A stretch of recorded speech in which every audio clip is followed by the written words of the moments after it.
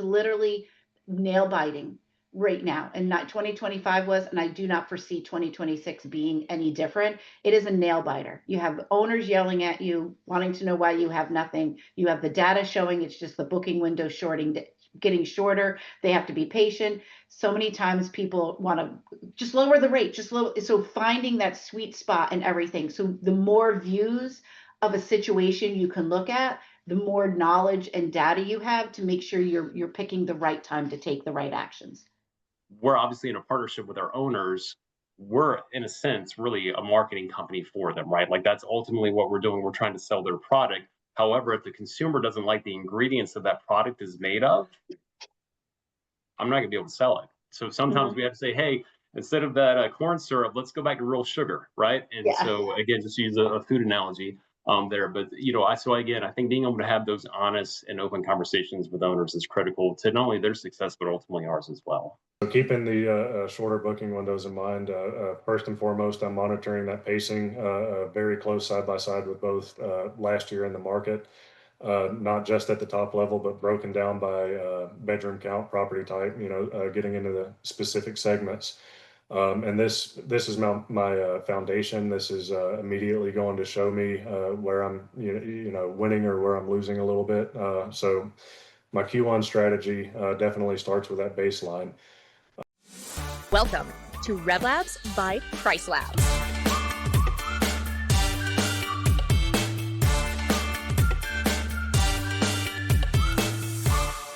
Hello, everybody. Welcome to another episode of Masterclass. This is our RevLabs by PriceLabs Masterclass. We're really excited today. Today, we're going to be talking about setting 2026 up for success and learning from 2025. So we're going to give it a few minutes in here. Make sure I shared my right screen. Get that screen share back up for us. Here we go. Now, we're going to let some people trickle in real quick. It's going to take just a few moments. We'll get started up here in about a minute. A little bit of housekeeping to start off for you, if you don't mind. Let's get on to this. My name's Kyle Driskell. I'm a senior solutions consultant with PriceLabs, and I have the pleasure of being your host today.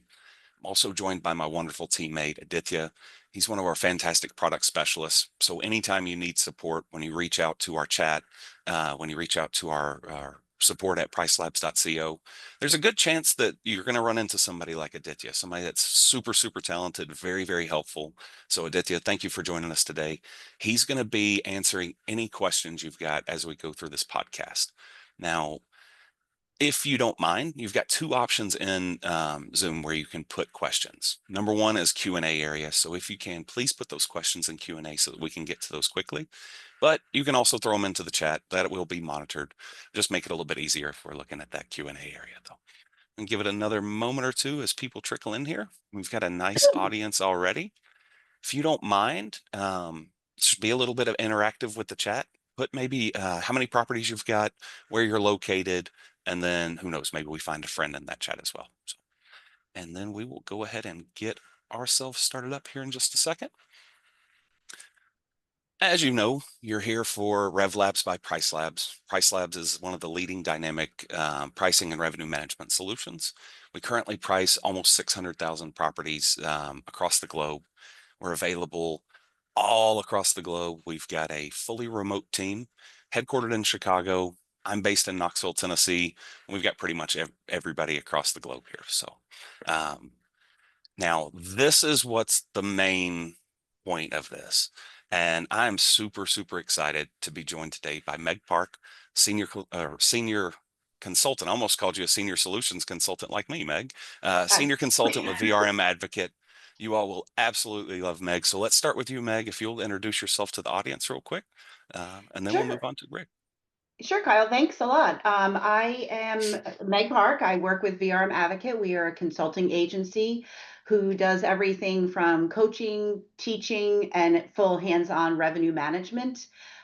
We currently have work with destinations across the nation. So we have a wide variety of views of what's happening in different destinations and seeing the variances between that. Personally, I have worked in the vacation industry for over 20 years. 13 and a half of those years were on Hilton Head Island here in South Carolina. It's awesome. Thank you for joining us, Meg. I'm super excited. And as you all will learn as we have this podcast, Meg has one of the most wonderful personalities in this industry. So Thank really you. looking forward to this episode. It's all Now, about fun. exactly. And we're gonna put a cap on this with Aaron here shortly, but I'm gonna switch over to Rick Jernigan, who's the revenue manager with Brett Robinson Vacation Rentals down in Gulf Shores, Alabama. Rick, introduce yourself to the audience if you don't mind. Hey, good morning, and thanks for having me. My name is Rick Jernigan, and as Kyle just mentioned, I'm one of the revenue managers on the team at Brett Robinson. We operate primarily down on the Gulf Coast, so really kind of have a big cornerstone down here in Orange Beach, Gulf Shores area. We're one of the largest in the Southeast as far as operators go. We operate and currently manage over 1,800 units. And most of that is going to be in the condo sector. We do also have some hotels that we manage, as well as some, mid to higher end beach homes as well. But again, pleasure to be here. Thank you, Rick. And then our third guest is Mr. Aaron Addison. He's a Smoky Mountain guy like I am, revenue manager with VRM Advocate. Aaron, if you don't care to introduce yourself as well, and then we'll get going. Thank you, Kyle. I'm excited to be here.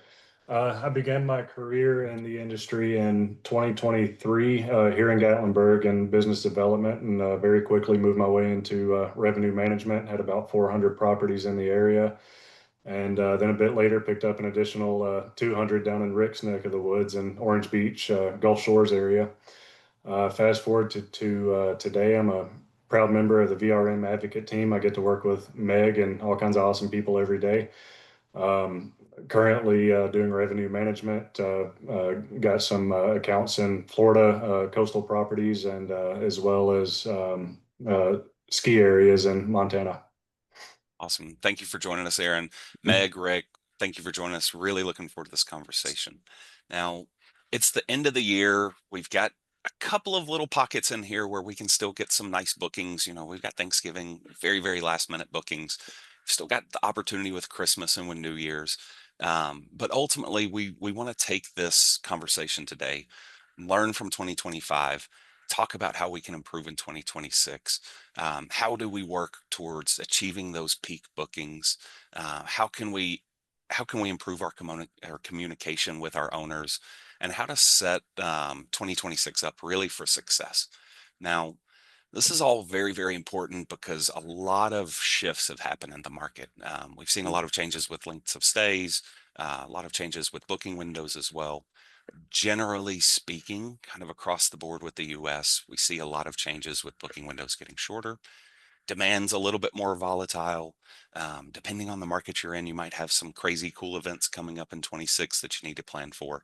But ultimately, your strategy's got to be a little flexible. And hopefully what we take out of today is some key learnings from 2025, how to put those into our 2026 goals, and then how to make adjustments from there as well. So let me click over here. So our agenda today is going to be really, really focused on just understanding what 2025 taught us, specifically about guest behavior. How do we take our results and get some direction for 2026 from there? Also, how to communicate those strategies to the owners, and then ultimately just preparing for 2026 and some of those key takeaways as well. Now, what we do have a poll that's popped up here. So you're going to have a couple of these, but if you don't mind, just take a second, give us your response on that poll, just so we know kind of where you're sitting at with your 2026 plans. Do you have your goals finalized already? Are you currently in the process? Are you just now getting the ball rolling with it? Or have you not even started yet and you're kind of saying like, hey, this is going to be our starting point?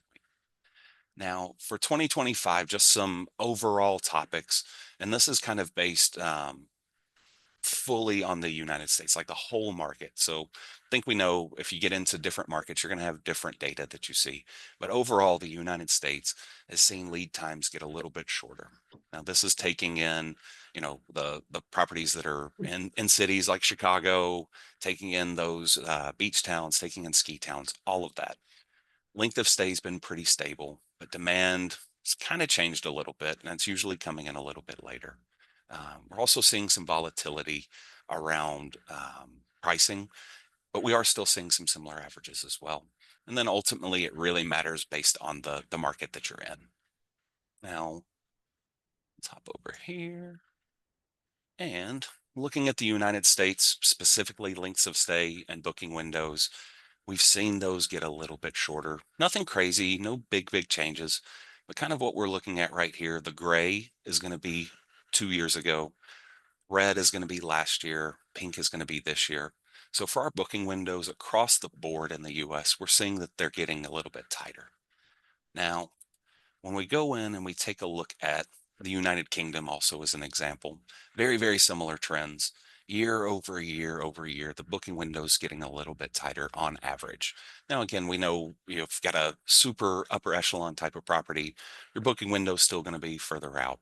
But generally speaking, in these markets, we're seeing them get really tight. When we look at France, kind of the similar thing, very much changed over here, especially as we get into those peak seasons. August, we've gone from roughly 70 to about 60 days out as a booking window. So we've given a nice little summary here of what we've seen happening in the market. But now I want to stop talking because this isn't about me, it's about our attendees. And I want to start with you, Meg. What have you seen over 2025 that has really shifted when it comes to the guest behavior? And I'll give you a moment or two to chit chat about that. Well, I mean, you pointed out some of the biggest things we're seeing, right? There's definitely significant changes on the how close to arrival people, your booking window is definitely seeing shifts. And the variances are purely on destination, though. That's what's so amazing. When you have Mm. markets that have high repeat guests, so many vendors nowadays have already in place these programs from a marketing perspective to get the guests to book earlier and earlier. And I would encourage people to definitely work on that. But you still have a lot of these last minute travelers that are looking for the shorter stays, probably below minimums that you've never ever seen before. We've seen a lot of shift in minimum rates, what you have set in your PriceLabs system. It would be good for people to go through and review those. I know sometimes you have ones that are owner set, but just look at what your minimum rates are set at, whether they're seasonal mins or not, that you may need to do a little 5% tweak and stuff like that. The other thing, though, that I'm seeing a lot of, which is what the guest expects, right? There's more of this, what is the value I'm getting for my money? And they're getting a little bit harsher when it comes to the cleanliness and what is included. So I've seen a lot of our clients and people in the industry like trying to add these extra um, amenities, like what do you get for free, what don't you get for free, or what can you offer or do as an add-on sale during your time. And I think as the industry has grown so rapidly due to the impact of what the pandemic did to us, we have all these new people who are still so used to hotels and the way hotels operate, and we're seeing a lot more of those needs or those desires coming into the vacation rental industry. And then, of course, outside of guests are your homeowner expectations, and having that conversation with them. That's been a hot topic for this year as well. Absolutely. Have you seen any markets that you work in particular where it's a little bit more, the expectations are a little bit more heavy? And as background, if you also don't care to talk about where VRM Advocate kind of works right now, because you are national, you know, full national. Yeah. It's the leisure markets is where I think the expectations are higher, and the luxury, right? Redefining luxury. It is important, that if you say you have luxury, that you truly have luxury and what that stands for and what that sees. And they're the ones I think that are getting the greatest impacts. Urban markets, we have a client in Washington, D.C. That is an entity unto itself. It's Washington, D.C., high percentage of foreign travel, which has been impacted, economic issues, which has been impacted, and honestly, some safety issues a little bit we're seeing as well. Just the nature of Washington, D.C., I think it's different. But even in other cities like Chicago and New York, there is not necessarily those safety concerns, but there is really these last minute work travel, business travel is rebounding in the urban markets a little bit. So making sure that you are showing up from an organic or SEO perspective for that, as well as making sure you track your rates against the hotels. They're your main competitions in urban markets a lot of times, and you have to pay attention. Larger corporations like your Marriotts and Hiltons, they're free, right? They just want heads and beds. That doesn't always work in vacation rentals. But ski markets, your leisure markets for ski out in the West and the Rockies and everything, I think they struggle, but they're actually, from what we're seeing, rebounding very, very well. Probably a little bit better than what we're seeing in your beach destinations. But Rick, you can probably talk to the beach destinations a little bit and what you guys are seeing when it comes to that, either repeat guests. I think your area has a high percentage of repeat guests. You pull a lot out of that Georgia, Atlanta area down, which is a short trip. Are you seeing a lot of people coming for long weekends or anything like that? It's very much, thank you, Meg. It's very much kind of a mixed bag. And I would say almost we're seeing a little bit more of a divide with that, right? Like we have our historical, vacationers that come down, and that repeat is crucial, I think, for success, specifically in the larger to higher end segments, right? So think higher, larger bedroom categories, more luxury, and being able to capture that repeat business, I think, is crucial for their success. But then we've almost seen a little bit more of kind of like the adverse of that, right? We're also very much a drive-in destination. So with that in mind, the booking windows have definitely shifted. Things are, moving in a little bit closer. So I think being able to understand those different dynamics, what the consumer is looking for, I think is obviously key to setting the stage for 2026. Meg, you kind of touched on something, and obviously I think price sensitivity is one of the first topics that come to mind in 2025. And, while I would say it's fair that that's probably always a topic of good conversation, I would almost, at least for our market, I felt like it was a little bit more hypersensitive. And with that in mind, like day to day, I mean, like it is literally that different in terms of what a consumer is willing to pay, for their stay. And, another thing, Meg, that I think you kind of hit on that really, I think, resonates with 2025 as a whole. We've seen a continued growth in available inventory within our market, really coming out of COVID, right? So you pair that along with everything that's also going on more from a, global economic standpoint, the consumer's perception of value is, I think, at its highest point ever, probably for our market. So being able to really understand that, understand who is your target demographic, understand what unit are they coming to, how can we market better to them? How can we make sure that we're priced better?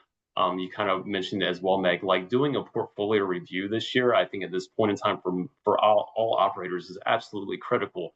But, I think year over year, it's normal for us, oh, well, let's push a little bit and that's how we're going to grow revenue.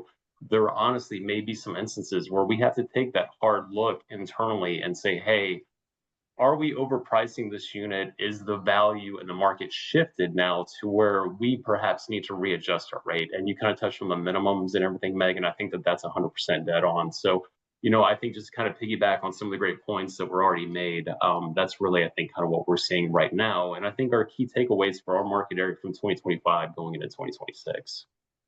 So have you made any shifts in your the availability window? Meaning like, traditionally a lot of operators will say, oh, on our OTAs, you have to book more than 2 days in advance, and then the calendar's kind of blocked on the OTAs. Have you made any shifts in those settings?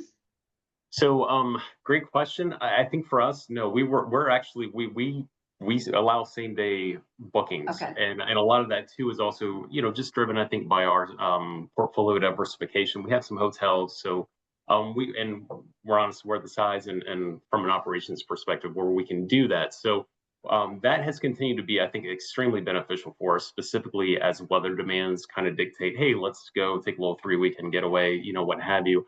But I will kind of go into that one step further, though. I think LOS settings, right? And I think getting a little bit further ahead than what we typically have had to do historically was a big part of our success internally this year in 2025. And by that, going back to spring is when we really kind of started to see, okay, again, every year something new. This year, this is kind of what we're expecting. We're probably going to need to go a little bit more conservative and really try to drive occupancy this year than we probably honestly had initially anticipated.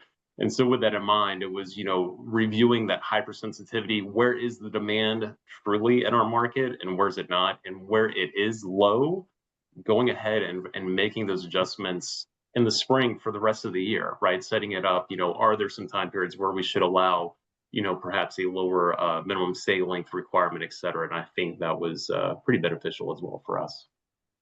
Real quick, I want to get Aaron in on this as well, and get your take on what you've seen in 2025. And Aaron, was there anything that maybe mid 2025 you looked at and you adjusted quickly, or anything that you experienced in 2025 that's really going to benefit you getting ahead in 2026?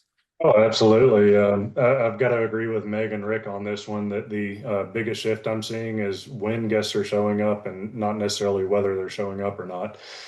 So mid 2025, looking at the Florida Keys specifically, that's when I started to notice the shortening booking windows, and I was able to lean into some last minute rate reductions in a pretty big way there to get the calendars filled. Awesome. Now Uh, you're, oh, sorry, Aaron, Go didn't mean to ahead. step No, on you. no, go ahead. I was going to ask you, because the markets that you're in, they're going to be pretty heavily, skewed with spring break. So like spring break's going to Mhm. be coming up really, really quickly. How are you approaching 2026's spring break a little bit differently than you did 2025 based on what you've seen with 2025?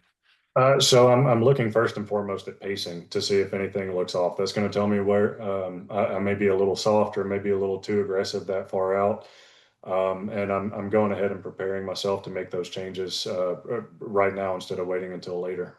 Awesome. Yeah. So Yeah. just making sure that you're ready and Hmm. ready to go when that booking window hits. Oh, Now, absolutely. real quick, I'm gonna share my screen up again real quick, and I want to show you inside of PriceLabs where you can go to gather some of this information. So, oh, there we go. Well, went too far back. All right. So the main areas that you kind of want to get into with PriceLabs, it's going to be your neighborhood data. We're not going to hop into market dashboards and get really, really granular with it, but you do have market dashboards as well. I want to hop over here, and we're going to go into a listing in Chicago. And right up here, you've got neighborhood data. So hopefully you're familiar with this. But if you're not, this is a really, really useful area in PriceLabs. And this is going to be kind of that overall view of what's happening in the market. And what Aaron was talking about with pacing, you're going to see right here on your occupancy chart. Now, specifically for Chicago, it's a very last minute market. Most urban markets are, but what you're looking at is the trends overall that are happening. So anytime you come in here and you look at your occupancy, if you see the red line below that gray line, it means the occupancy is behind. And if the red line's on top of the gray line, it means occupancy is performing well.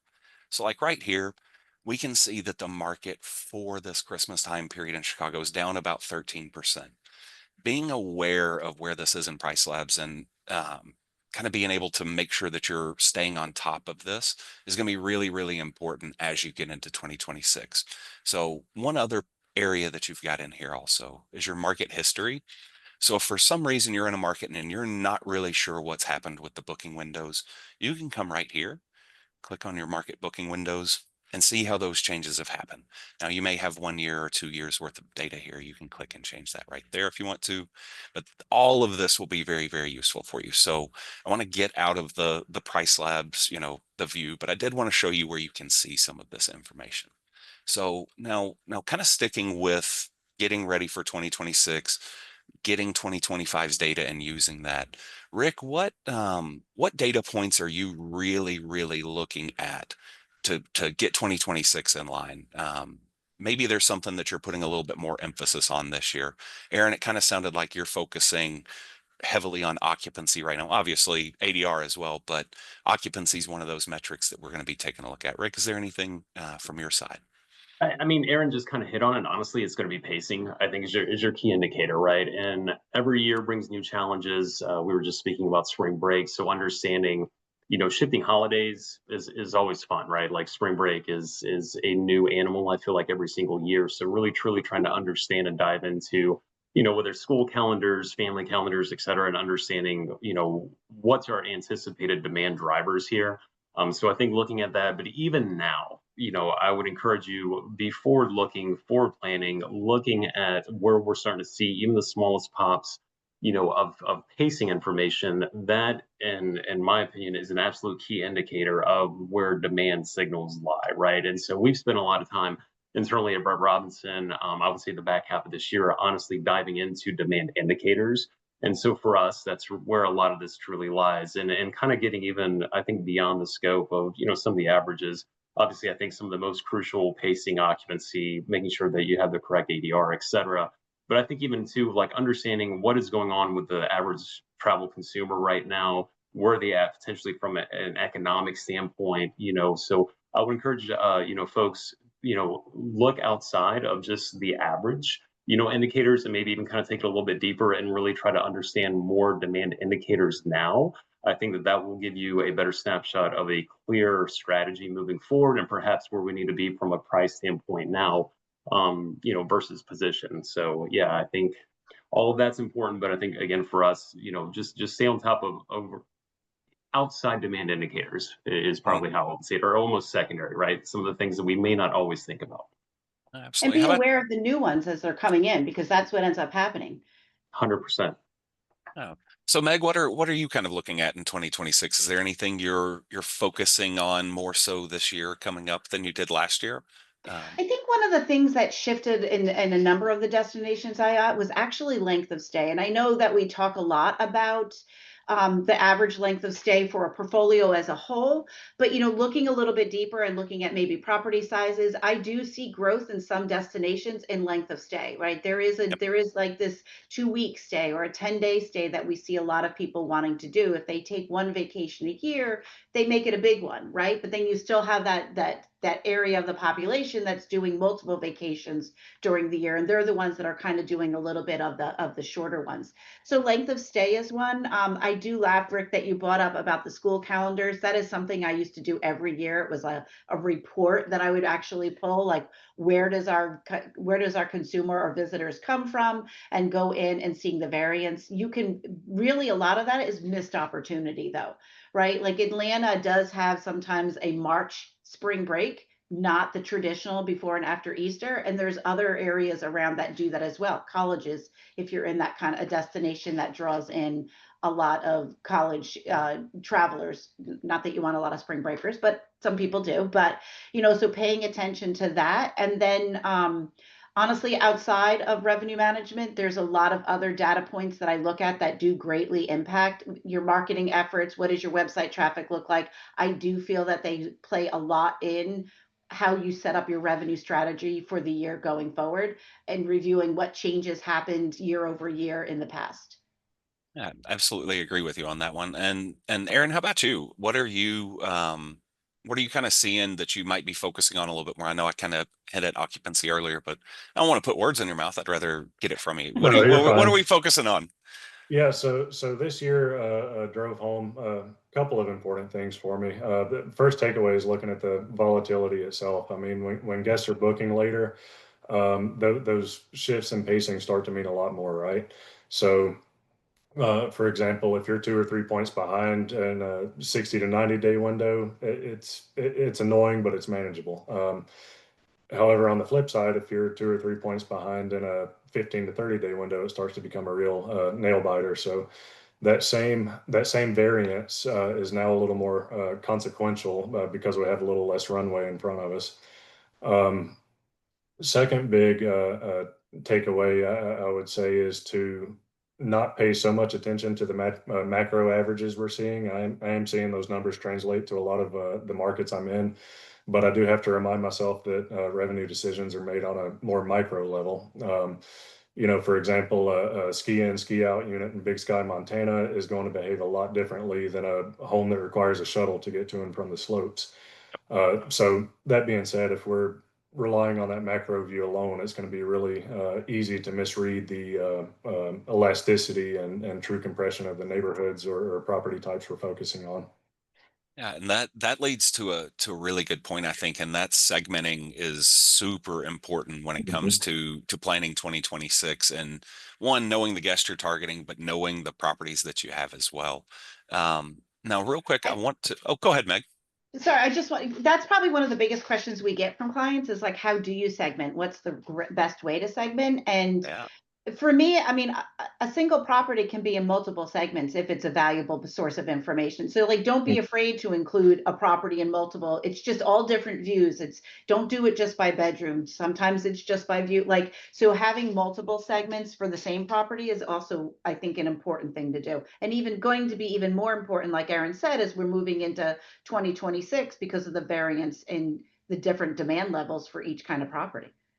Yeah, absolutely. And I would love for us to schedule a masterclass just I on think, segmentation. I think it would be super, super beneficial. So oh maybe yeah. we'll have that. Maybe we'll have one of those here pretty soon as well.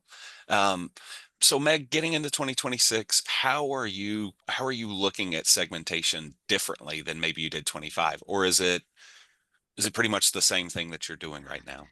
I think I think what it is there's still a little bit of this coming off the pandemic. And I think we got a little lazy during the pandemic because the demand was so high. In traditional speaking, demand goes up, you can raise the rents, maybe your occupancy go down. The pandemic was indifferently. Occupancy up, demand was up, ADR up. And I'm not talking small single digit percentages. We're talking massive percentages. There used to be a stat prior to the pandemic that the market saturation for vacation rentals was running about 18, 19% in overall accommodations, and that we would be lucky if by 2030 that we had got over 20, and we're well over 20 now, right? So that rapid growth is, and I think people got lazy, and that's why going back to some of the old time methods, the old things before, I mean, I did revenue management before there was platforms like PriceLabs. I was the queen of the Excel and breaking things out. And I think it's just important that people pay attention to it and kind of think through things. And we have to get a little bit more detail oriented and pay a little bit of sharpen our pencils a little bit more when it comes to breaking out our inventory and not assuming. Don't assume all the time. Make sure if you're like, go ahead and look. Maybe it was a waste of your time to look, but look at it anyway. Look at that view from that segment differently. That just maybe will show something and answer your questions. It is literally nail biting right now, and not 2025 was, and I do not foresee 2026 being any different. It is a nail biter. You have owners yelling at you, wanting to know why you have nothing. You have the data showing it's just the booking window getting shorter. They have to be patient. So many times people want to just lower the rate, just low. So finding that sweet spot and everything. So the more views of a situation you can look at, the more knowledge and data you have to make sure you're picking the right time to take the right actions. That's fantastic, and that leads really well into kind of the next topic I wanted to kind of hit on, and I'm going to go over to you, Rick, for this one, if you don't mind. How has your the need to communicate to owners, and then the actual processes, how has that evolved? Specifically over the last year, but do you see that there's even more emphasis on that need for owner communication? 100%. I think every year as we continue to evolve, I think as an industry, the level of communication, and I think not only that, what our owners are expecting in terms of professional communication, I think grows. And so, looking at 2025 versus 2026, I don't know that our communication strategy is really going to change. So for us, we typically do we do two full owner meetings every single year. Then we also break it down, and we're kind of unique where again we manage a lot of condos, so we typically will have a lot of units within specific buildings. So we'll actually even break down and start doing building specific meetings for that segment of owners, that group of owners. And so we do that throughout the year. And then obviously, of course, we also try to leverage every channel that we can, right? Our website, our owners' portals, we're constantly putting out criteria and information on there and really trying to be as proactive as possible, right? If I can avoid that owner making a call in to my owner support team, that's a win. And so we try to really look at every opportunity, every shift within the market. How can we go ahead and try to over communicate, get that information into their heads where they truly understand that? The more that they're leveraged and understand what we know, the better. I think it's so easy though for all of us in this space because we're all such data nerds, really. We kind of get in there and look at it, but then we also maybe perhaps assume that owners and other people, because they're also kind of an extension of this, right? That they know what we know, and that's not always the case. So again, start with why I think is crucial for us. The education piece, really helping them understand as we continue to navigate heading into 2026 right now. And Meg, I share your sentiment on 2026. It's going to be another nail biter. I mean, that's kind of what we're expecting. And so for us now, I think setting that stage for the owners, hey guys, it's kind of what we just went through in 2025. We're expecting 2026 to honestly be about the same, if not even a little bit more shaky. So, really kind of going in there from a, I think an occupancy perspective in certain situations, et cetera. Just helping them, I think, overall understand what is our strategy, what are our expectations heading into 2026, as well as what are the potential pain points where we might have to pivot. So I think the more that we can also set them up for that, and even perhaps let them know, hey guys, right around springtime, we're really going to have a good grasp on what our summer demand patterns are looking like, et cetera, whatever that may be. I think it's advantageous for operators to set kind of a high level time for owners to understand this is going to be kind of the check-in point. And what that does for us as operators, that helps buy us a little bit of time, because right now things are a little bit slow for us, right? Like my higher end inventory is booking, but outside of that, it's not in my prime booking window yet. However, that doesn't stop that owner that's looking at 2026 and they don't have a lot of revenue yet. That doesn't stop them from calling. So how can I buy myself some time, help them understand all of that? So really, I think that's overall the mentality. And I'm sorry, I kind of got on a No, we on love it. tangent there. That's the best part of these, when you Right. get to hear that passion, and that's why we picked the three of you. You were all Okay. passionate. So, Aaron, my next question is kind of for you. I want to do the same focus, like how important do you see owner communication? But I want to add one other thing to it. We've got a poll up right now that is asking how often you share portfolio performance updates to your owners. We've got about half of the audience has responded, and half of those that have responded have either responded only when asked or not consistent yet. So, as an add-on to that question, Aaron, if you don't mind answering, just how important do you think proactive communication needs to be getting in 2026 for your guests, or Uh, not for your guests, for your homeowners? Very important. I'd say that in today's market, at least a newsletter going out monthly is going to be the right cadence. Markets are shifting a little bit quicker, so you can't really wait 3 months to tell an owner what's going on, because by then the dynamic has already changed, right? So doing that does a few things really well. Number one, it keeps owners before they start becoming anxious. Number two, it gives you an opportunity to kind of guide the expectations there, and overall it makes for conversations to go a lot smoother when things do suddenly change, because you've already kept them in the loop. So in doing so, I like to send some updated reports so they can get all the data in kind of a clean, branded way, and then layer on an explanation. To Rick's point, not all of them are educated and they're not looking at the same things that we're looking at every day. So kind of give them an explanation in layman's terms of what worked, what didn't, and what we're doing about it. Awesome. And then the same question for you, Meg. How do you, for those folks that aren't necessarily being proactive right now, how important do you think it is for them to be a little bit more proactive in their communication, especially with you knowing that the market's going to be kind of volatile this year? The pandemic, well, everybody's seeing this, right? The homeowner is different. It used to be a lot, especially in the leisure destinations. It used to be grandma and grandpa, they bought a house because they wanted the whole family, or maybe somebody bought a house because they were going to retire. That's not what our homeowner is right now. These are savvy business people. And in their businesses, they expect some kind of reporting. And that's why it is absolutely, we have to do that. We have to communicate. Not only that, but, newsletters are great. I hear a lot, well, our owners don't read them. They don't look at them, whatever.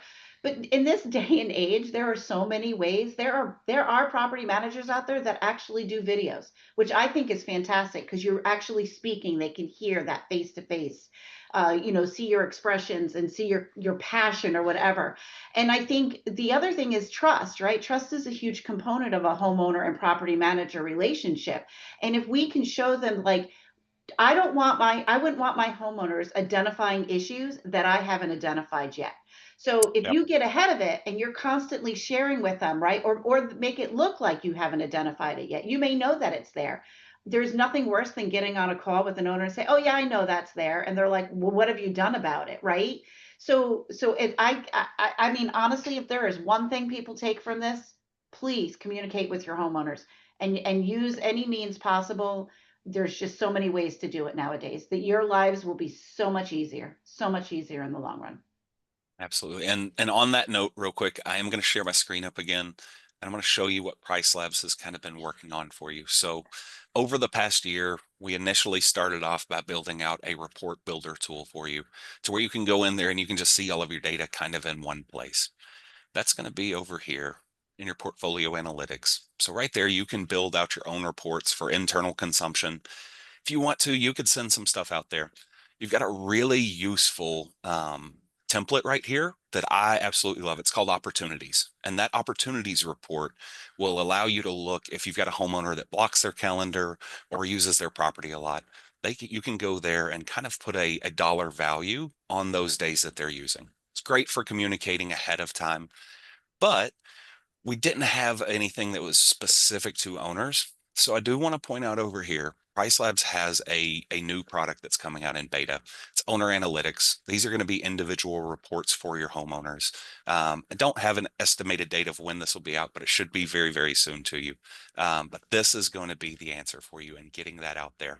You're going to be able to customize it, put your KPIs in there that you want to share, and ultimately get ahead of that communication, be able to schedule out things if you want to. Obviously, you can schedule them to your own email so that you can look over things and then curate the conversation and not just send out data to your owners, but you have those abilities now. Now, right above owner analytics, I missed this earlier, and I should have brought this up when Aaron was talking about it, when we were talking about pacing. I showed you the neighborhood data area where you can see the market data, but if you want to compare yourself to yourself, you're going to want to come here in pacings report. So if you're not familiar with our portfolio analytics suite, come in there and tinker around a little bit. And if you find that you've got some questions, reach out to our support team. We're happy to show you around and help you out with that. Now, done with the sales side of that, let's get back into our conversation. And with this one, we're going to go into, I'm going to start with you, Meg, if you don't mind. Oh, let's go. I'm awake. How do you go about explaining some of these changing patterns to homeowners? Like not necessarily that ADR is down or the market shifting, but how do you have those conversations about length of stay and booking windows and the overall international travel and what's happening with money? How do you have that conversation with a homeowner? You know, honestly, like I said, our homeowners are pretty savvy nowadays. I haven't had to coach any of my clients really through having those difficult. They people expect it and they read, they know what's going on with the news. They just want reassurances, like I said, that we know what it is. But I think I used to always say kill them with data, right? That was the best approach with any kind of homeowner is kill them with data. So taking a snapshot, maybe from the report builder or some other screen within PriceLabs, sharing that and saying, look, this is what I'm seeing with a brief explanation of how you do it.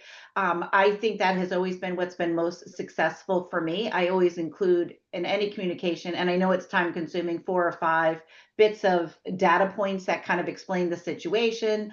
I've even gone as far at one time back in the 2017, 2018 data range, the economic conditions in the United States were somewhat similar, not anywhere near what we were now, but that was also a very difficult economic time. And it was all about value for the dollar and for our guests and also for our homeowners. And I remember at that time, I literally would actually share links. I would do an email and I would share links to 2 or 3 articles from top news organizations or in travel industry things that were literally, it just says, here's some interesting reads. And it kind of like was a subtle message to them that we're on top of it, but also sharing that data points with them. Being proactive, and I can't say this enough, being proactive with your communication just makes the need for those difficult conversations incrementally smaller and smaller. Absolutely agree with that. And honesty. Let me say, Kyle, always be honest. Yeah. Even if it's not good news, just be honest. Because once we go back to that trust factor.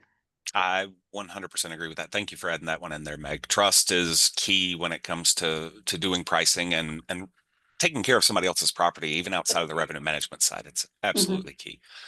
Rick, kind of the same thing. How do you go about communicating it? And specifically, how do you go about communicating it when you know that things are changing, like that the guests are booking a little bit later?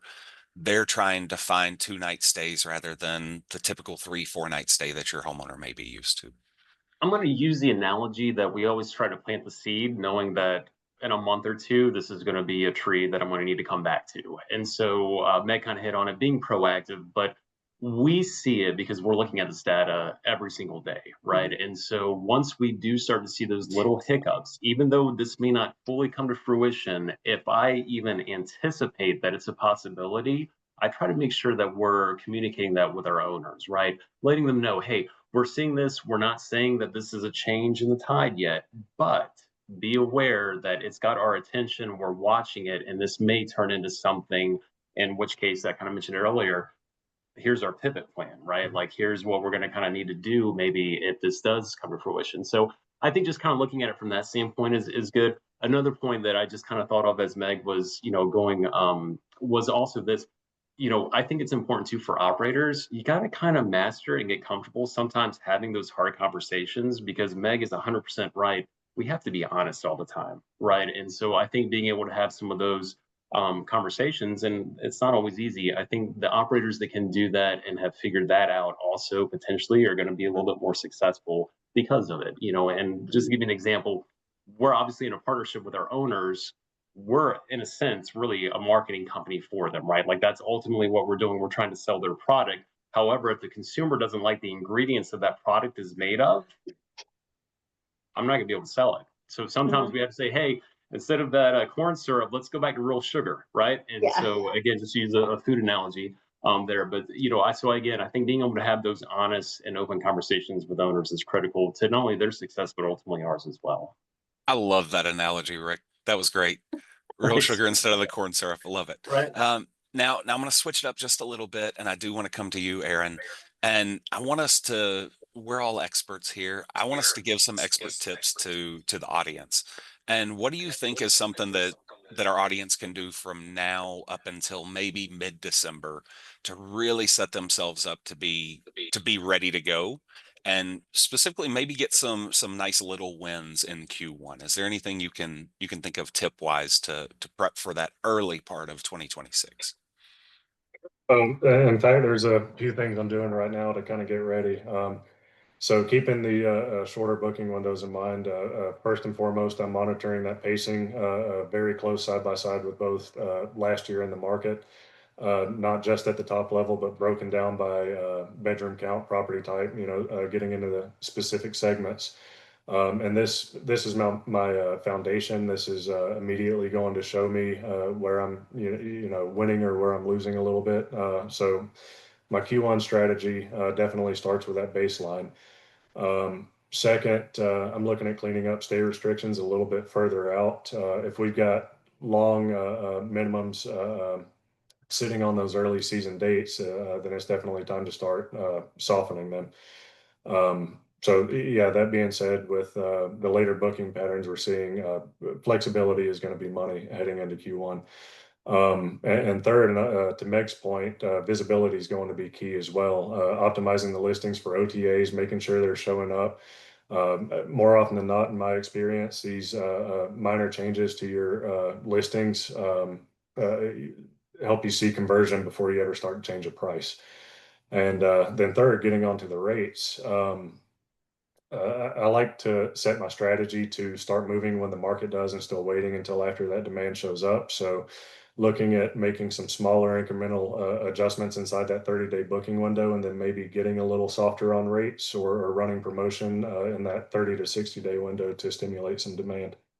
That's awesome. Those are all incredibly good tips. So really what I kind of took out of that, Aaron, is you're going into 2026 with a really flexible mindset. Like, yeah, Oh, we've absolutely. we've got these goals, but I'm going to pivot away from what that first thought process is to get to those goals. Sounds Oh, like. absolutely. I'm not trying to predict what the shape is going to be for next year, just setting things up in a way that allows me to react quickly when those signals do come in.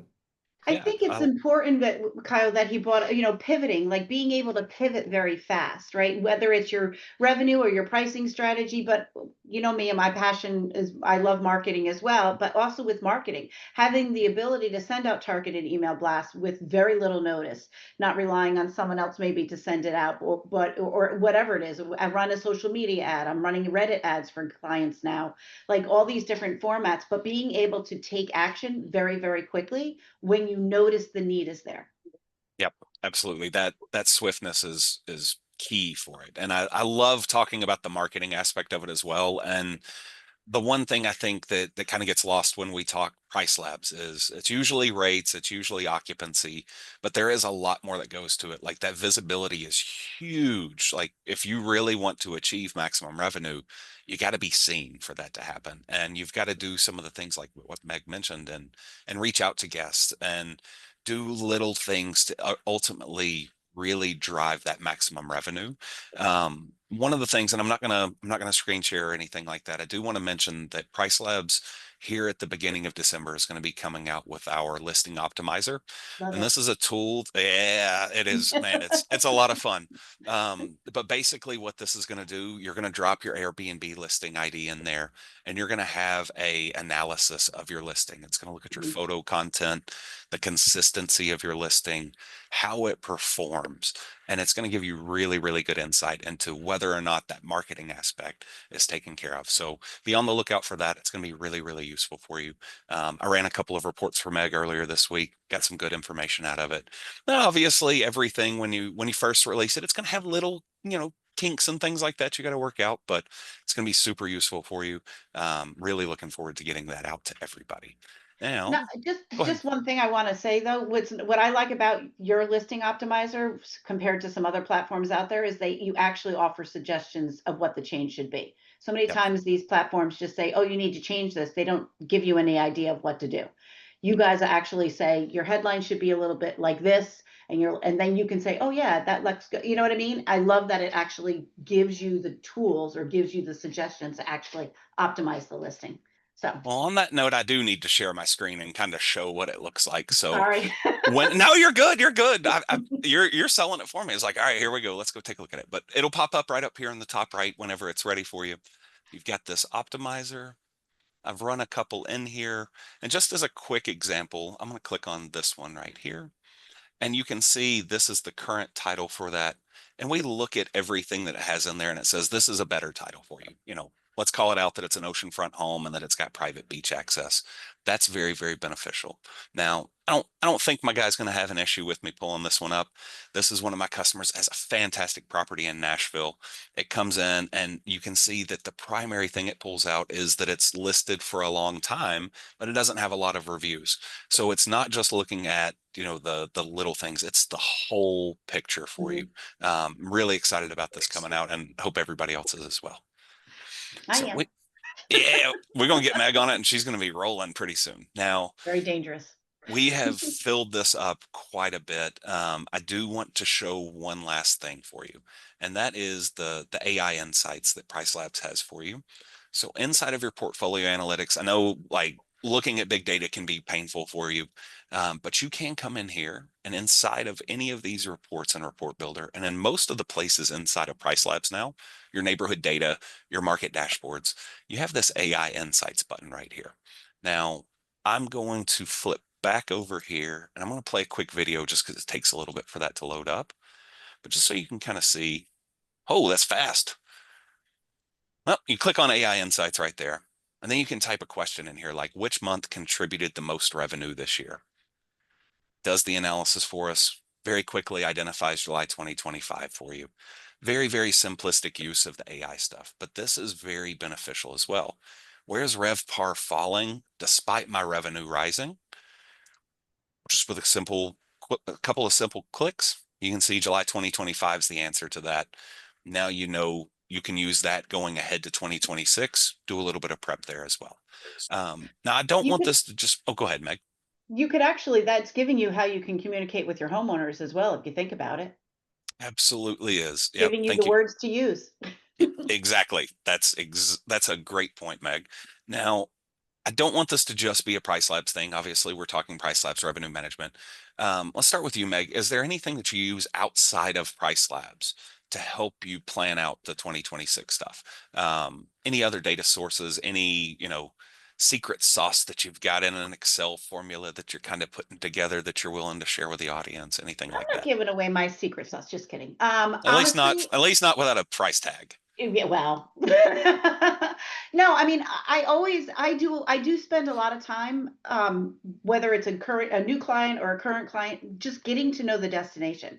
You know, we have an intake form whenever we start working with a new revenue management client that asks the usual, like, you know, what do you think is your average length of stay? What do they do? You know, when we work with clients, they have so much knowledge and it's a new destination. But at the same time, I always go like to their local travel tourism, you know, DMO or their chamber or whatever it is. And most of those have some kind of stats or reports that I can do and then make a comparison and make sure, like, if the chamber is saying that, oh, your guests come from Ohio, but most of your traffic is coming from Atlanta, there's an opportunity going in there to do that, mostly from a marketing perspective. But I do use a lot of other tools. I do have a lot of newsletters that I subscribe to. So I kind of created this way for data to be fed to me, rather than actually have to seek it out. And so I guess that's probably my biggest secret sauce, is just never stop educating yourself, never stop watching webinars, never stop asking questions, and any opportunity you have, whether it's on a webinar like this to ask questions, or whether it's, you know, setting up a Zoom call with somebody here at VRM Advocate who've all worked and sat in the seats as property managers in different areas of the business.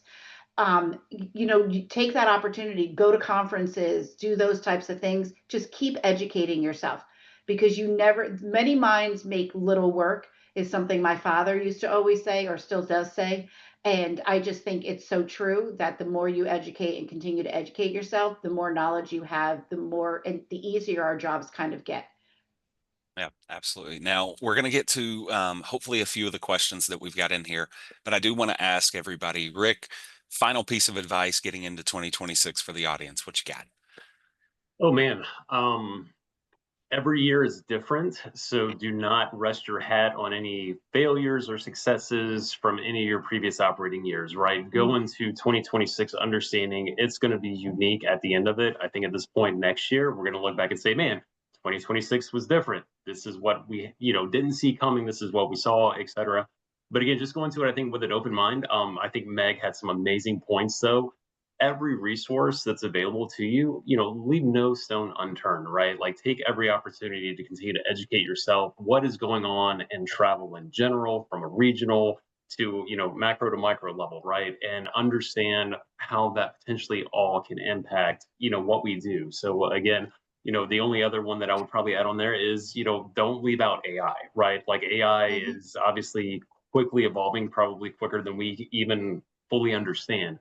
And so how is that too going to impact, what the potential consumer is leveraging whenever they're planning their trips, et cetera. So again, I think just understanding all that. But again, going into 2026, I think understanding I'm going into it with a little bit of caution, to be quite honest. And Meg touched on it earlier. I don't want to say nail biter, but I'm not bullish on 2026. So understand where your key pockets of demand lie, leverage those to your benefit. At the same token, also perhaps lessen your restrictions outside of that. If you've got medium to low demand periods, try to make things as less restrictive as possible. Try to entice people to come and visit and stay at your specific units wherever they may be located, etc. So that's my ultimate advice. But yeah, just it's a new year, new time, new strategies. Absolutely. And then Aaron, what do we got as your final piece of advice for 2026? It's kind of hard to top what they just said. I absolutely agree with both of them on that. Definitely stay on top of industry trends, stay educated on what's going on in the market, and enter 2026 cautiously with flexibility in mind. Awesome. Well, I mentioned that we were going to have a couple of minutes for Q&A, but my guy Aditya was on top of everything. All of our Q&As pretty much taken care of. I do want to go ahead and let you know in regards to some of the things I showed you, they'll be slowly released to customers. If you have interest in this listing optimizer, in those owner reports, reach out to support@pricelabs.co. We'll start the process up for you and get you in there. And we really look forward to it. So those are going to be really exciting releases for us. But we're always trying to build out the tool. If you've got suggestions, you've got things that you think will be beneficial for you, reach out to support@pricelabs.co. help educate us, we're also going to help educate you as well. So with that, I don't think we have too many cues left. We got about 3 minutes to fill. I did want to mention something since we've got this extra time. I saw it come up in the chat, and it was talking about when we were talking about the guests and how expectations are a little bit different. How are you all, and I'll start with you, Aaron, do you see expectations being different from different sources of booking, like from those OTAs? Like, do you see a difference between the Verbo guest versus the Airbnb guest versus the direct guest? And specifically anything that's changed really over the past year with those? I'm not really seeing any difference in any of my markets across any of the distribution channels. I like trying to kind of look at this from the guest perspective, and then when you start to do that, it kind of makes a lot of sense. You know, there's more supply than there was this time last year in many markets. Um, uh, Pricing is transparent across OTAs. They can shop easier and go with a competitor a lot easier. A lot of downward economic pressures and as well as the nuances in each individual market. So, but yeah, so I'm not really seeing any difference across the OTAs or direct bookings in any of my markets. It's good to hear. How about you, Rick and Meg? Any differences that you all have picked up on over the past year? I wouldn't say like anything major outside of, each channel obviously has its own booking patterns, right? I don't feel like we really saw any major influxes or changes with that. If anything, it was probably perhaps a little bit more compounded, specifically like, your channels that book more frequently closer in. We saw, I would say, an uptick this year, right, at those booking platforms and those channels. So it was just more of, I think, just kind of echoed the sentiment that we're seeing within the industry and what the trends are showing us. Whenever you start to kind of dig into that data, you can clearly see where this is where it's coming from, and this is how it's all getting there at the end of the day. But again, no major swings on any specific channel that I feel is worth calling out. Again, just more of a heightened reinforcement of what the overall trends are displaying and showing us. We've got about 20 seconds left, Meg, if you got anything else you want to add on that. Sorry for cutting it short. That's great. I talk fast. Honestly, I don't think there's a big difference in overall percentage of OTA to direct. What I do see a lot of clients doing is actually adding more OTA channels to try to maybe pull away from some of the channels that have been too high of a percentage, like Airbnb. They want to try to lower that percentage, and they're willing to do it on another OTA. That makes a lot of sense. Well, thank you all so much for joining us. This Thank was you. one of my favorite webinars I've done. This crew's got to get put back together. You all were great together. So Meg, Aaron, Rick, thank you all for joining us. Everybody that listened in, thank you for joining us. If you all want to, you can reach out to these folks via LinkedIn. You can find them there. But also, reach out to us, support@pricelabs.co if you have any questions. We're always happy to help you, and we greatly appreciate you taking your time to join us today. So on behalf of the crew here, on behalf of Aditya, on behalf of Shweta, who was wonderful and put all of this together for us, wish I'd given her a shout out at the beginning. Do appreciate you. I'm Kyle. We'll see you soon. Bye-bye. Thank you. See you. Thank you. Thank you all.